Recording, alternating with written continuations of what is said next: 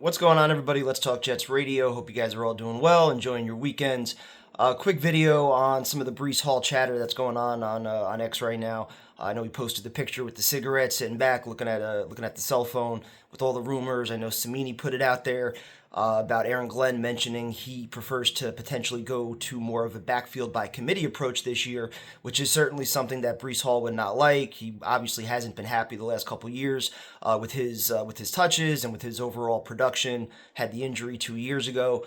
And you really just got to wonder, I guess, where he fits into the Jets' future plans, especially if there are plans to try to lock up Garrett Wilson and Sauce Gardner long term. There's only so much money to go around. You have Braylon Allen, who's one of the youngest players in all of football right now. And so, where does Breece Hall really fit in?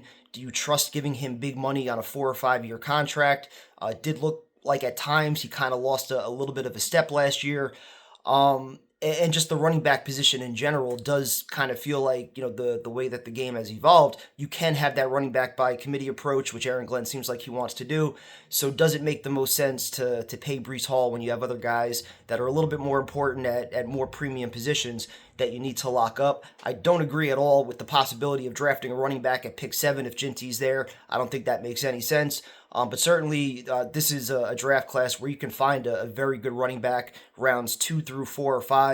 So I could certainly see the Jets exploring options there. Plus, you have Isaiah Davis. So this is definitely something I think to monitor. Obviously, with the way this offseason has gone, you would hate to lose another very talented player in Breece Hall.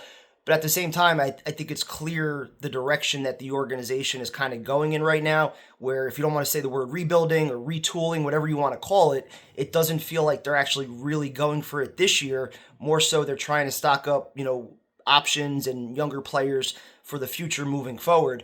And is Breece Hall going to be somebody that's going to easily buy in to whatever this vision is from Aaron Glenn with a running back by committee approach? So something to monitor there. I love Breece, but even when he was at the top of his game as a rookie, already those conversations were kind of starting about, the draft class that he was a part of. How do you keep all of them? Who's going to be the odd man out? And you still have AVT that you got to pay. You still have Jermaine Johnson that you got to pay.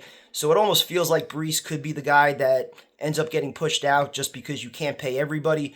And the running back position, again, just doesn't have the kind of value that it seems like it used to have. And so, where do you kind of go from here? What kind of value does he even have coming off 2 years that were certainly not like his rookie year with a lot less explosive plays? So something to monitor, something to watch. I'm not excited, again, about the possibility of the Jets losing more talent. But at the same time, it's clear kind of what the approach is, that they're looking towards the future. And if they do really like Braylon Allen and they think they could get another comparable back to Breece Hall at some point in this draft, it certainly could be a possibility. So hope you guys are doing well. Talk to you soon.